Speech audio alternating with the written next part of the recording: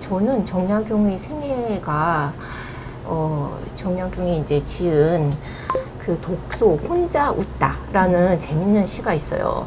그 현대의 머피의 법칙이다 뭐 이런 얘기도 있는데요.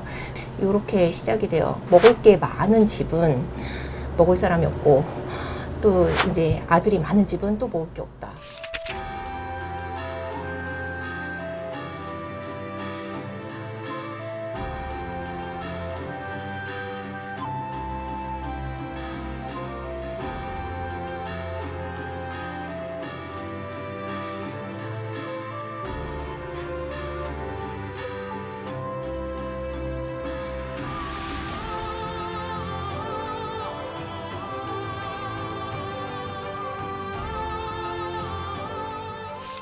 이게 모든 세상의 이치가 그런데 내가 혼자 웃는 것을 사람들은 아무도 모르지 이렇게 끝나는 그런 시가 있는데요. 이게 정말 정약용 인생을 보여주는 그런 아이러니? 그런 시가 아닌가 이런 생각이 들었어요. 그거는 정말 뭐 하나 되려고 그러면 되는 게 없다 이렇게 생각하고 넘어갈 수가 있는데요. 그 정약용이 어려서부터 이제 뭐 똑똑하고 뭐 급제해서 정조의 뭐 총애를 받고 또 38가지 이제 그 초계 문신으로 성균관대 문신 생활을 이렇게 하면서 승승장구를 했잖아요. 큰 벼슬 최고의 정점 좌의정 이제 영의정 이렇게 나아가는 그 정점에 딱 그 정조가 붕어하면서 이 굉장히 본인은 열심히 청렴하고 모든 생애를 바쳐서 충성을 다했지만 나중에 집권한 그 노론의 그 또 모함 및 뭐 여러 이제 집안이 청주교 사건을 비롯해서 유배를 가서 보니까 이제 강진 저기 강진에 본인이 처해진 상태란 말이죠. 그래서 강진에서 18년 동안 유배를 당하는데 이 시는 1804년 정도에 이제 유배된 지 한 3, 4년 그쯤에 쓰여진 시인데요. 이게 그때가 가장 다산이 가장 암흑기 정말 내가 죽을 수도 없고 풍토병원이 있어서 계속 아프고 뭐 그렇다고 뭐 서당을 세워가지고 뭐 이렇게 한 상태도 아니고 암흑기에 굉장히 이게 세상의 아이러니에 대해서 혼자 웃는 그런 시를 썼어요.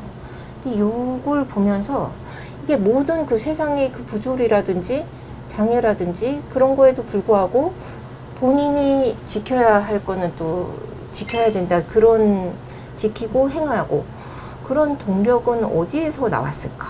뭐 이런 생각을 하게 됐단 말이에요.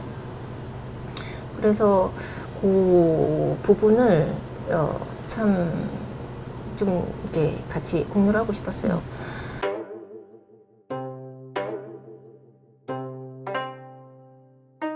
본인의 생애를 다산은 60세 되던 해에 자참묘지명이라고 본인의 생애를 다 이렇게 기술을 해서 그 다음에 정말 이게 진심을 다해서 그거를 이제 무덤에 안고 갈 그 묘지명을 씁니다.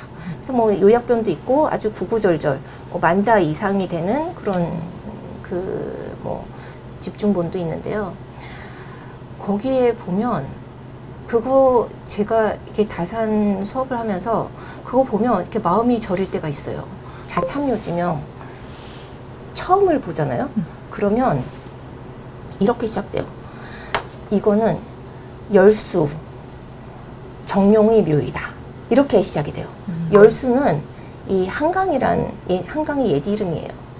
그리고 옛 이름이고 열수가 열수 정약용의 묘이다 하고 이렇게 남양주로 이제 해배된 후에 이제 항상 그 정부의 부름을 받으면 언제든지 갈 수 있는 거리에서 정말 준비된 인재 그리고 끝까지 본인은 열수 한강에 있는 정약용의 묘다. 이게 제일 첫 번째에 나와요. 그런데 아무도 불러주지 않은 그 아이러니가 또 있고요. 호는 딱 하나가 나오는데요. 그게 사암이에요. 처음 들으셨죠? 정말 신기한 게 본인의 호를 분명하게 얘기를 하고 있어요. 정약용의 제자들은 또 사암, 뭐 열수 이렇게 부릅니다. 그리고 아무도 정약용을 다산으로 부르진 않아요. 본인이 감추고자 했던 아니면 좀 지우고자 했던 이 유배의 흔적들. 그러니까 왜냐면 항상 준비된 인재 그리고 본인이 생각했었던 그 이상을 또 이렇게 정치적이고 그 자기 삶에서 실현하고자 했었던 그 상태여야 하는데 그 정약용이 해배된 후에 이 사람이 업적이나 이 쌓아온 학식이나 이런 거 봤을 때는 굉장히 위협적이었단 말이죠. 그러니까 정약용의 정적들, 특히 노론계 인사들은 정약용을 다산으로 부르기 시작합니다. 예전에 이게 정치범들 뭐 청송에 가두면 청송 그러는 거랑 비슷해요. 그러니까 이제 뭐 다산 그러는 거예요. 너는 다산에서 왔잖아. 저기 강진에 유배당했잖아. 오랫동안 너는 그런 아웃사이더였잖아. 이런 사실은 네임콜링이자 낙인이었던 거죠, 오히려. 그런데 그런 거에도 불구하고 저희는 지금까지 다산관도 있고 뭐 다산 콜센터도 있고 뭐 다산 신도시도 있고 그러면서 굉장히 추앙을 하는데 이 정말 정약용이 무덤에서 태어나면 정말 아이러니다. 혼자 웃을 수밖에 없겠다. 이런 생각을 하고 있겠죠.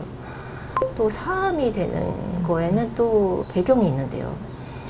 정약용이 이제 17살에 이제 처음 이제 서학 문서 뭐 이런 거를 보면서 이게 지금 뭐 경기도 광주에 이제 천진암이라고 있어요. 주어사에 강학회를 갑니다.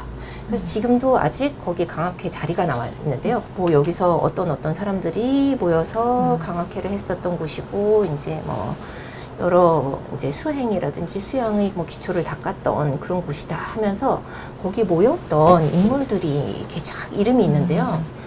거기에 이제 가장 이제 연배가 높은 사람이 노감 권철신이었어요.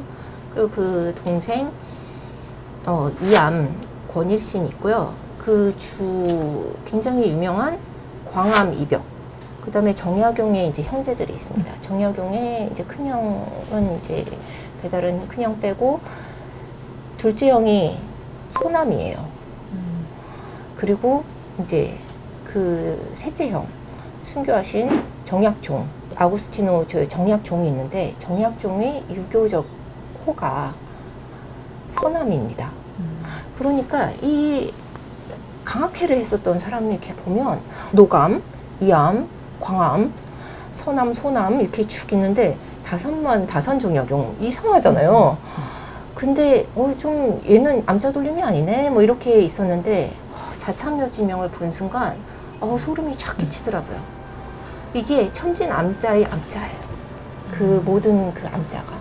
그러면서 본인은 사암인데 나이호는 사암이라고 한다. 이렇게 나옵니다. 그리고 사가 어떤 사냐면 기다릴 사예요. 기다릴 사인데 누구를 기다렸을까? 이게 지금 이 나의 삶은 뭐 할만하면 유배방어 또 이제 다시 해배 왔더니 또 모함 당하고 이제 꽃이 피려고 그러니까 바람에 망치고 보름달은 이제 구름이 가리고 이런 게 정말 세상의 이치구나. 그런데도 포기하지 않고 계속 기다리다 보면 정말 후대에 누군가가 나타나서 진짜 본인의 그 삶을 재조명을 해주겠지. 이런 마음이 아니었을까 이런 생각이 듭니다. 결국에는 이제 여러 이제 집단 지성도 있고 여러 데이터베이스도 있고 이렇게 다산이 이제 정말 본인이 불리고자 했었던 그 호도 이제 점점 이제 회자가 되고 있습니다. 지금 현재. 그러면서 결국에는 계속 알아지고 있는 과정인 거죠. 지금 2022년도.